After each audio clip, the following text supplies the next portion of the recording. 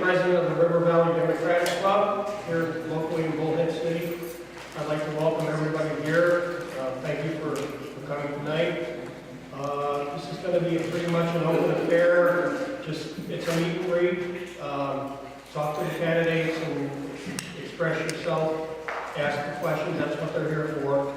Elections are very close now, so this is a pertinent time to be here. What we're going to do, I'm going to introduce some people before we get started. And anybody that wants to come up here, it doesn't have to even be a candidate. It doesn't matter if you have something to say, but keep it, within a 3 to 5 minute limit. And you don't have to, if you're a candidate, you don't have to come up. Anybody that does come up to speak is going to be videotaped. It's going to go on YouTube for one of our candidates. It's a very innocuous thing, but if you don't want to be videotaped, please let us know and we'll shut the camera off if you want to come up here. It's entirely up to you. Are you ready, Joe? Yes, sir. Would everybody please rise and turn around? We're going to say pledge allegiance to the flag. I pledge allegiance to the flag of the United States of America and to the republic for which it stands, one nation, under God, indivisible, with liberty and justice for all.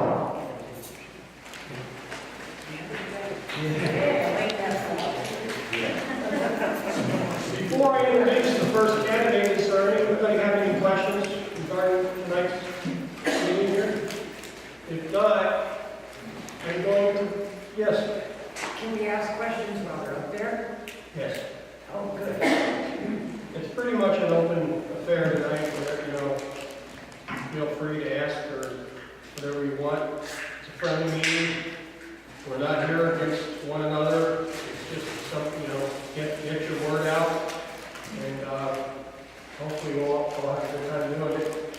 Refreshments in the back there you want down here. The first person I'd like to bring up here is a gentleman who is going to be running for the Arizona House of Representatives. His name is Joseph Longoria. He's from Kingman, Arizona. I'd like to bring him up, and then he will be introducing people after that. When the 3 or 4 of us are done here, Joe is going to bring up one at a time, and whoever doesn't want to doesn't have to come up. But we decided to do it on an orderly basis rather than the other way. So, no, Joe's not here. Joe, would you like to come over here? This is Mr. Longoria.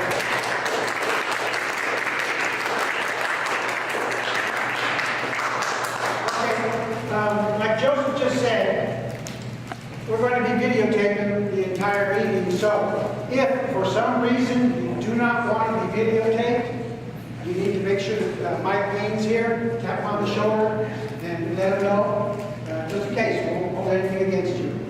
Anyway, my name is Joe Longoria, and I am Democratic candidate for the Arizona House of Representatives to represent the people of Mojave and La Paz counties. And I'm running because I don't feel, I actually know that we don't have a voice at the state capitol. Yeah. And so I decided to throw my hat in the ring to give people a choice. People were telling me, you're a Democrat, there's no way you can possibly win in Mojave County. It's too red. They're telling me that you're lucky to wake up in the morning and see a blue sky. It's so red. Thank you. So I decided to run because, voices of mothers and fathers, teachers, policemen, students, immigrants, the elderly, the poor, the sick, they need a voice, and we haven't had a voice. So I want to give you that voice, because the opposition, the leadership of the State House, they've not been hearing us because our representatives aren't representing us. I mean, they're passing bills like SB 1062, which actually would have legislated discrimination based on a person's sexual orientation. And thank God that Governor Brewer had the sense to listen to the business leaders of Arizona and vetoed the bill. I'm proud, if you have not heard today, Attorney General Horn decided not to appeal the Ninth Circuit Court ruling. So today, people of the same sex can now go to the courthouse and get married. That's a good thing for Arizona. So, I don't really want to spend a lot of time this evening bashing the other side. They do a good enough job themselves. Yeah. But what we need to do is we need to put really aside that kind of rhetoric. And I apologize for that. But I don't mind pointing out the facts. And the facts have been that they haven't been listening to us.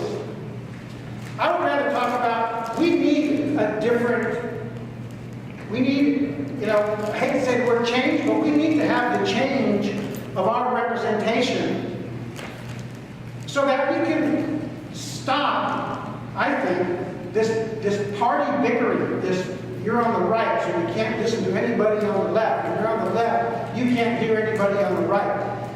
Things aren't getting done. The things that were happening down at the state, I didn't see the benefit of it. I am not better off in the last 2 years than I were when this representation took office. I don't know if you are, but Arizona is a fact, is lagging behind the national when it comes to our economic growth, when it comes to our unemployment, and especially when it comes to our quality of education.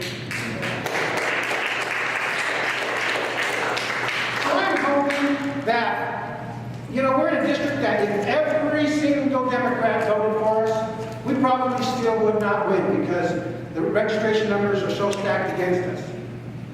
But I'm looking to the Republican and to the Independent that will meet me in the middle and decide that we need to move Arizona forward. And if you think that you or your neighbors are going to vote the same way you have been and we're going to get a different result, insanity, thank you. So that's what I ask for your vote so that we can move Arizona forward, so that we can have people that do believe that we need a quality education if we want to attract businesses, not only in the state of Arizona, but also into Mojave County. And I need your vote so that we can make sure that we still get off the books laws that say that you can be fired because of your sexual orientation. We, as Arizonans, are better than that. And we, as Mojave County residents, I know we're better than that. So I ask for your vote on November 4th because it will be a vote for J jobs, O opportunity, and E education. So I'm asking you to vote Joe.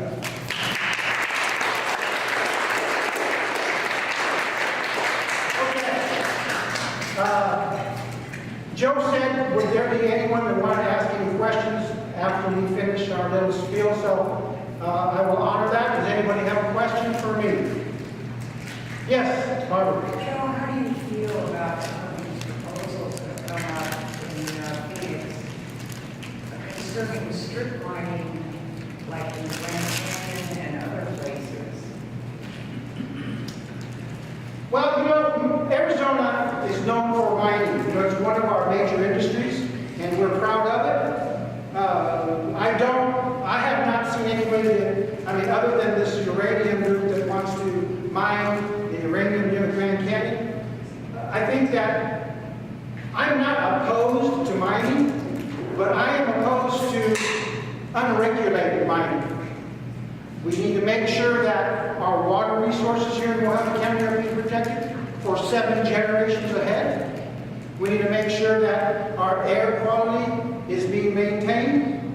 And these aren't unreasonable regulations. I hear from the right that this is just a job killer. But if everybody has to play by the same rules, then it benefits all of us. So that's how I feel about mining. It's important, but we just have to make sure, that our needs are being made sure that they're protected as well. Any other questions? About that, so what about the Grand Canyon as a public, that's a, we do that mining going there, because it ruins the land. Yeah, right now, I would not even consider, I was talking about this at another forum that we had, that, we're talking about, trying to privatize some public lands, And, I would be making sure that all of our national parks, are protected. And so, no, I would be against any type of mining directly at the Grand Canyon, because it's too valuable a resource for not only the state, but for our country as well. Sir? Your incumbent, I've been to his office. Both my friend and I have been turned down at our request. Will you listen to your constituents? Absolutely. I have talked about being very open, being very transparent. You have my 2 phone numbers, you have my email address, you have my website, and I promise you that every legislator on the House floor in Phoenix has a phone at their desk. I will make that number available, so you can call me any time, and I promise that I will get back with you. I am going to plan the very first 100 days of the legislature of the year. Pretty much we're down in Phoenix all the time. And then after the session closes, then I will make it a policy of mine to visit every community one day during the month. So I'll make sure that I am meeting with the people, because I can't be your voice if I'm not listening to you. So no, that will not happen with me. I promise you that. Anyone else? Do you have one? Okay. All right. Okay. It's my pleasure. What I will be doing is I will be calling on the speakers, and then after they're done, I'll make sure that everybody gets to speak for 3 to 5 minutes. You don't have to take the whole 3 minutes, but politicians, Okay, so it's my pleasure to introduce the next speaker. He is a Democratic candidate for the U.S. House of Representatives, running against incumbent Paul Gosar. He has a lot to say. He's not shy. He is I'm not going to say outspoken, but he has strong opinions about where the country's going and how the country will benefit from leadership like his. So everybody please give a warm welcome to Michael Reisner.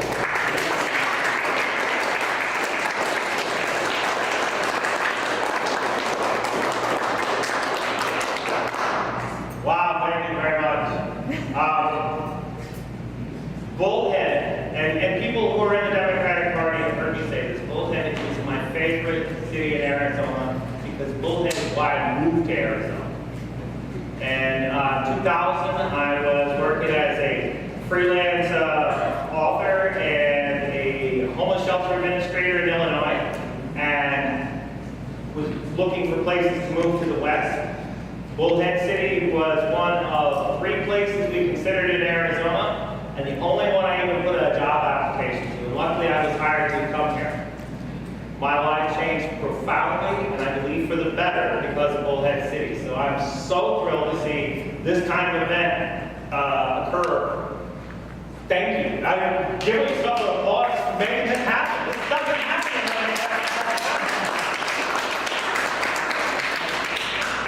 Today, I have the distinct pleasure of handing my state senator, who I do not feel represents our issues very well, a card that has her photograph on it. And I'm going to go ahead and hand this out to you. Joe Longoria went ahead and acknowledged that I tend to speak my mind. And I think that's part of what we haven't had enough of when it comes to people with a, let's call it a liberal agenda. Yes. In this state, there's a tremendous effort to try to appear as mainstream or as to the right as possible. Sorry about everybody walking through the whole crowd like that. To the right as possible. But over the years, as a political writer, and then a dozen years teaching history, studying a variety of different sources of how America got the way it is, I became convinced that it was not the time to stay quiet. That it was time for all good citizens to come to the aid of their country. So in 2011, my wife and I joined the Kingman Area Occupy movement. Now, I've been a political writer and an activist for 20 years, starting in 1990. I'm walking out on the street, don't trade blood for oil, you know? You know what I'm talking about. If you came from that kind of mentality, then you know that we've had people wanting progress in our country for a long time, and there's been an active opposition to that. I'm glad to say that I spent a long time as part of this active group of people wanting progress. I moved to Illinois. I moved here from Illinois. I moved to Illinois as a plumber, a college dropout. In fact, I still dress like a plumber, though Tune Force can prove this. I did dress up for you guys. I put on clean shoes and a clean hat, and we're going to debate now. Hat on or hat off? I don't know what it looks like. You guys have to see it. Put it on. There we go. Okay, thank you. Glad I got that over with.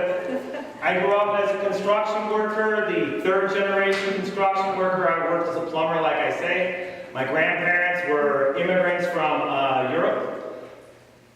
Poor young people with no education, with no English, with no family, and not much ID. When one moved here from Sweden and one moved here from Germany in the early 1900s. So my grandfather was an electrician, my father was an electrician. I grew up to be a plumber because they needed somebody that could dig. And it didn't take long to realize I wanted to get past just digging ditches for a living. When I was 30, I got to join an activist community in Springfield, Illinois. It's the state capital, land of Lincoln. And when you live where Abraham Lincoln walked and 107 businesses in town are still called Lincoln, Lincoln this, Lincoln that, it really sinks into your blood. So committing to doing something larger than life and making a difference has been part of my life since then. I moved to Bullhead City in January 1st, 2001. Came over the hillside and saw that finger pointing that way. You know what I'm talking about? Is that one of the most inspiring moments you have when you're on your way? Do you see that? It's over there.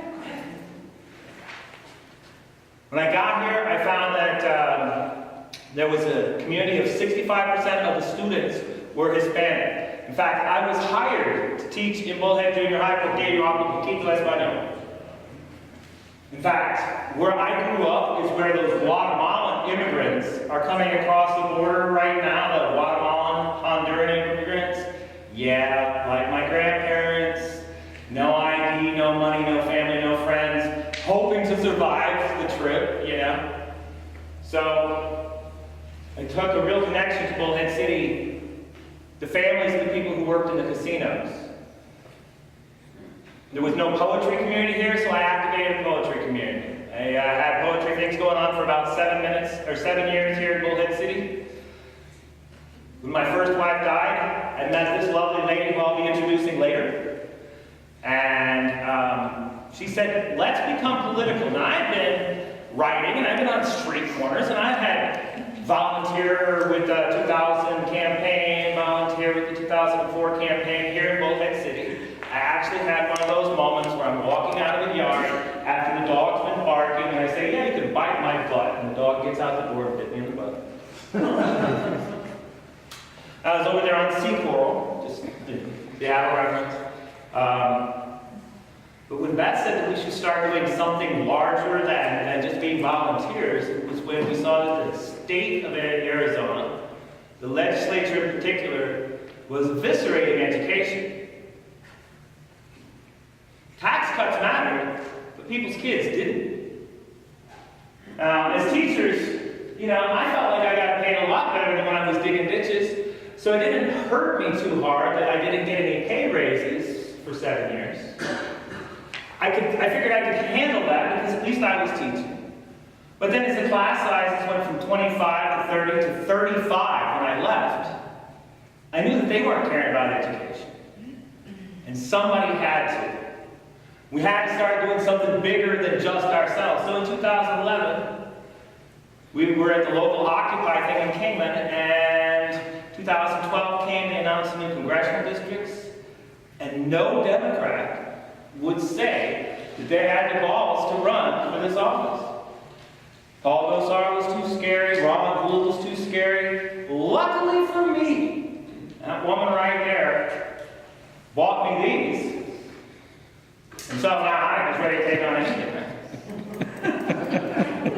By the way, those of you who don't know it, I spent 20 years writing political humor. So if I say something that sounds really weird and you think, that's supposed to be funny? Yes, go ahead and laugh, it's all right. In that primary, I lost my primary by 19 votes. They had to do a 3-week recount. We spent the winter trying to decide, was it worth it for me to continue? Because obviously I couldn't continue teaching and campaigning at the same time. And we decided, and in May of 13, I left teaching to do this full time. There's about 2,000 people who grew up here in Bullhead City that I taught to care about our country. And I can promise you that the students who I had, by the way, anybody here's children I taught? Okay. 12 years, 2,000 kids, they're there. They know that we have to care about our country. And the young people of America know that now is the time that we better either change direction from where we're going, off the cliff, continuing with the old conservative values agenda. Either we go off that cliff or we do something new. Now, I don't know if I'm the Democrat that's going to break the Republican mold, but I know it has to be broken. Right? I don't know if I have all the perfect ideas, but I know that those experts don't know what they're talking about, or maybe they know what they're talking about, but they obviously don't know what they're doing. Because if they run the country this way, there's something else that could be done. John Longoria, you asking me a question? Well, Michael, I'm trying to be fair with everybody. I should stop. Will you introduce? Would you I will introduce the next person. No, entertain some questions now. Oh, I'll take some questions too. Yeah, go ahead. Oh, by the way, this table here is a table I have with displays. If you see any pins on them that you'd like, or campaign literature from not just my campaign, but other people's campaigns that you want to promote, I carry that around because our purpose as candidates is to carry messages. So, do I have any questions about the messages that I'm trying to carry? Sir? Did you say you were a Watergate plumber? No! But when I was 13, my mom and I watched the Watergate hearings on TV, and I learned that it doesn't matter how bright and shiny our government looks, if we're not actually paying attention to the scandals and abuses, you could write a whole book of the exploitation. And in fact, in this state, you know, they tried to make this book illegal. Banned it from schools, Job Lukenthal. Made sure that we couldn't teach that in the classroom. Why? Because we didn't want to hear the actual truth of American history. So no, I wasn't a Watergate plumber, but I learned a lot from them. I have various policy statements, a full website, and last week I was endorsed by the National Organization of Progressive Democrats of America.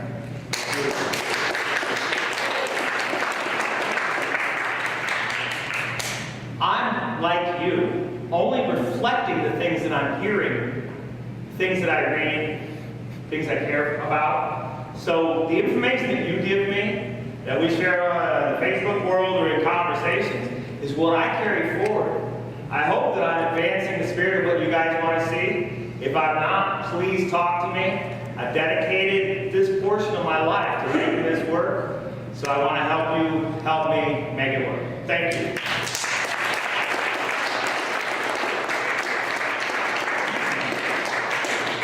And now, I'd like to, sir, I have a good question. yeah. Not that I expect it to happen, but should Congress get its act together and pass a higher living wage for people, those of us who are retired and are on Social Security, we want to go to McDonald's now and buy a hamburger. After that's changed, we're paying $15 an hour for somebody making hamburgers. Will we afford to go to McDonald's?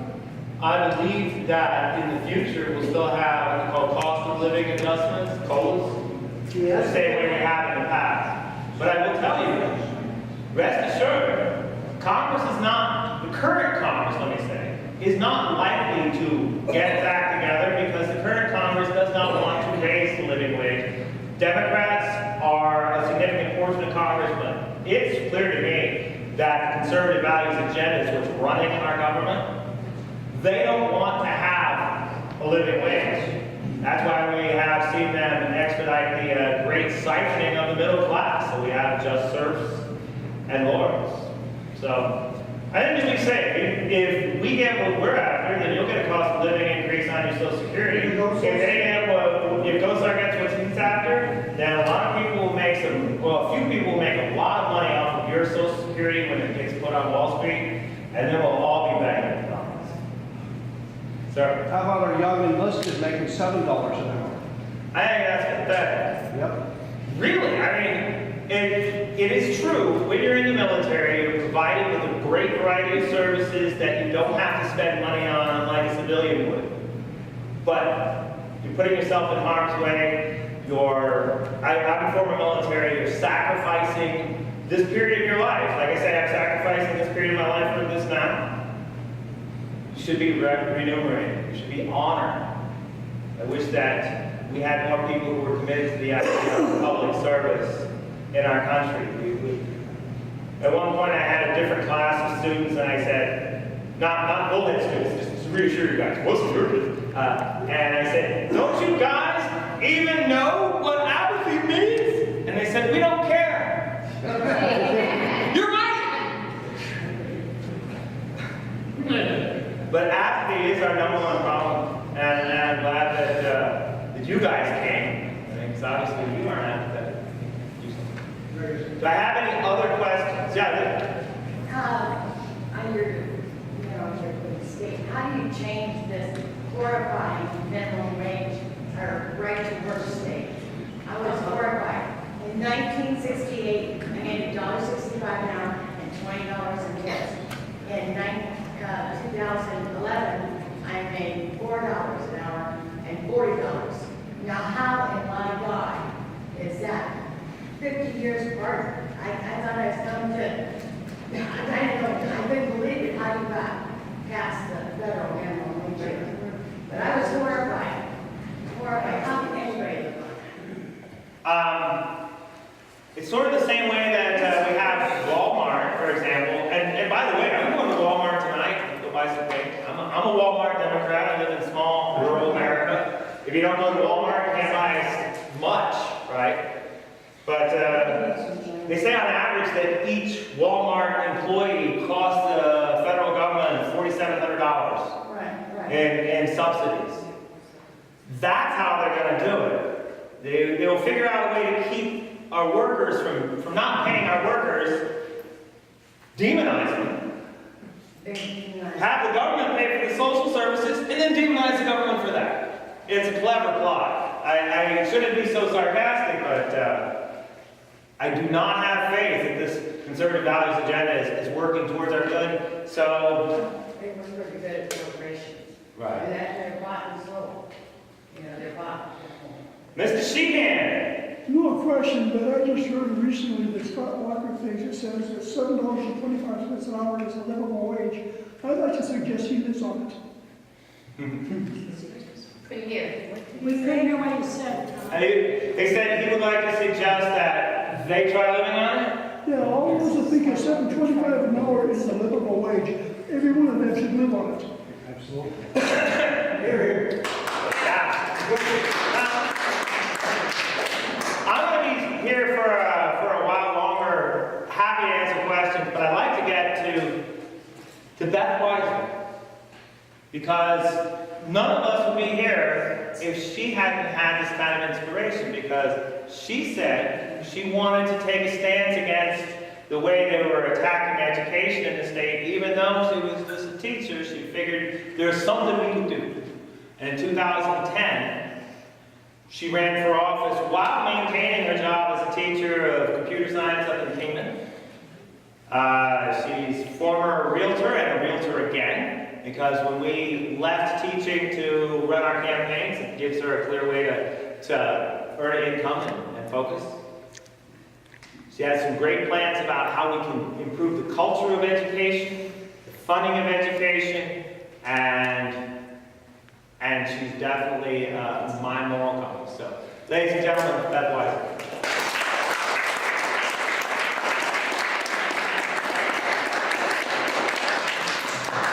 Thank you, I'm not used to being edified so nicely. Just some background on me. My upbringing is on a farm, upstate New York and Minnesota, nice and cold. And I said, I'm moving to warm country. And so I graduated from college with a business degree in Iowa and then moved immediately to Arizona.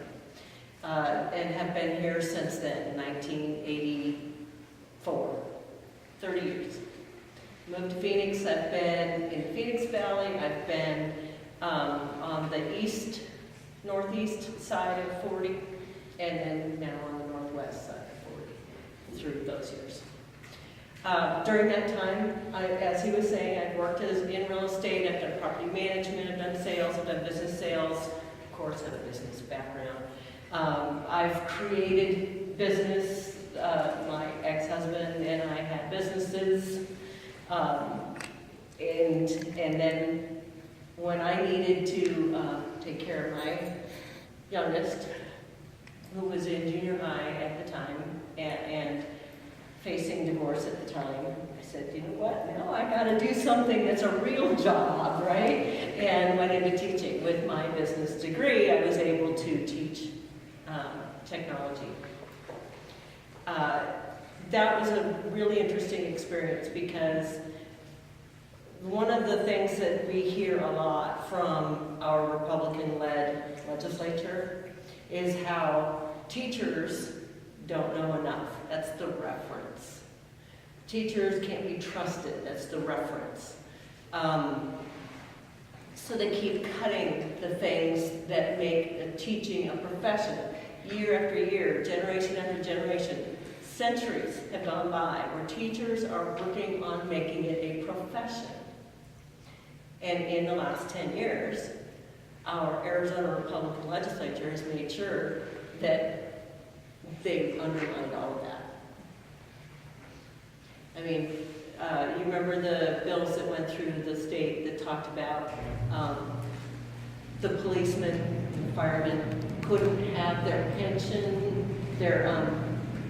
they couldn't pay their dues for their associations through their company paychecks. The legislature had done it to teachers first. And then when they were going to lose the lawsuit about that, then they went after the police and the fire departments. Oh no, they're different categories, right? No, so I get very, very PO'd, upset. I will not yell at the moment, I'll try to keep it down. But what this state has done to education is beyond pathetic.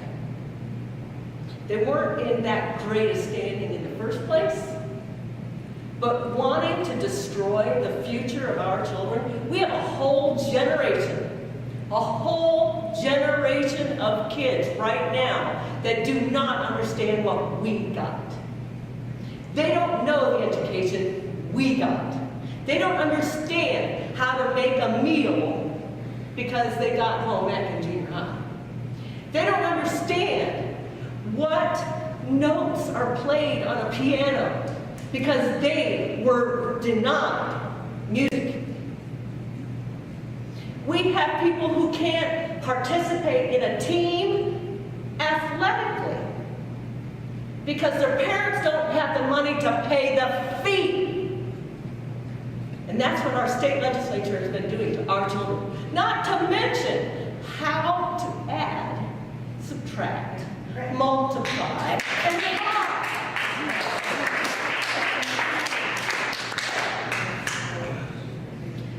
This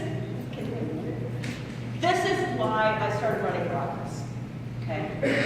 When I was sitting in my classroom and my kids are going, why do we have to have these changes next year? Because the state decided to cut your funding. They don't consider you viable enough to make you a priority. I had kids in junior high that understood what this meant. I didn't have to say it. They knew. And that was the first year that the big cuts came. 7 years ago. I know Education's not the only issue. Education is the primary issue from our state's constitution. This is what the state is obligated to take care of. Our society is obligated to provide for its future. And that means investing in our children. It's not just education. It's every decision we're making that we have to discuss and think about. So I hope that I can get enough votes to be in the legislature. That would be absolutely awesome, because yes, I will be very nicely shaking my fist at a few people. But if I'm not elected, understand we are in a shift right now. The more you talk to your friends and you say, hey, I'm voting Democrat this year. Hey, I'm voting wiser this year. Who are you voting for? Oh, did you know that they did this to you? Did you know that your kids have been denied? Get that voice out. It doesn't matter if it's just one sentence, because that's what you can do, or if it's a sentence every hour. This is how we're going to change. It's not just me. It's everybody. You can't rely on the other person doing it. Our country wasn't founded on the other person's going to do it. We have to rely on each other by supporting each other to say, hey, I'm going to vote Democrat this year. What are you going to do? Okay? Thank you.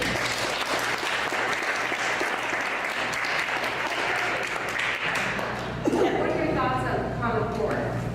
Okay, Common Core is a mixed bag of a bunch of problems. Number one, the beginning of it was supposed to be common standards. And I like to use the phrase about how, it's not Arizona students against the Chinese students or compared to Finland. It's American students compared to China or Finland. So common standards would give that equal opportunity to everybody and hopefully raise the bar so that all students across the whole nation are able to be compared to other countries. That's common standards. That's what Common Core was supposed to be when it started. What has morphed now with the testing from No Child Left Behind and the additional little tweaks that they've tried to make with Race to the Top, now we're getting scripted curriculums, which the school boards don't have to do, but they don't necessarily pay attention to the mays and shalls in the policies. Okay?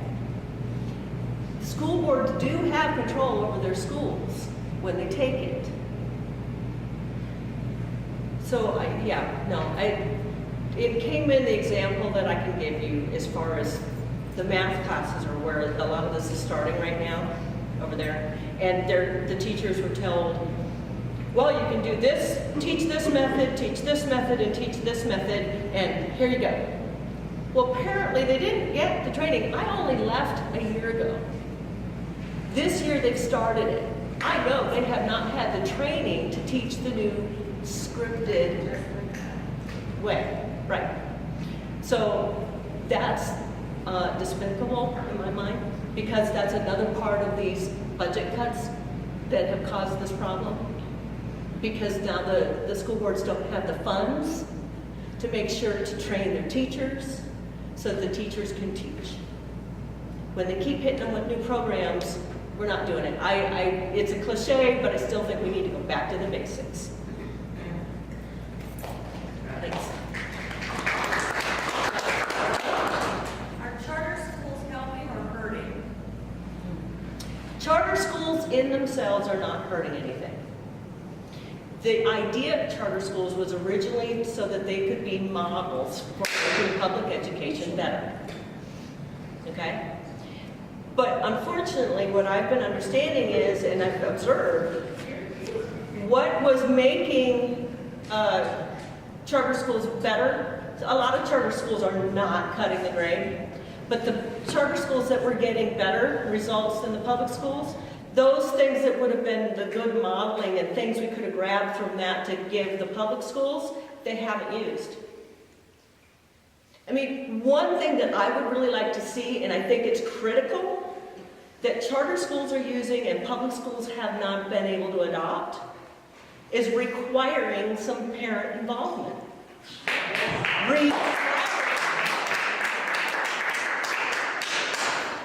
Yes. I have reservations about these type of schools, because they're using their tax dollars and they're drawing all their tax dollars away from the public schools. Right. And they can teach anything they want to, including church. Yep. So I have reservations about that. Well, and that's where a charter has to be given by the state.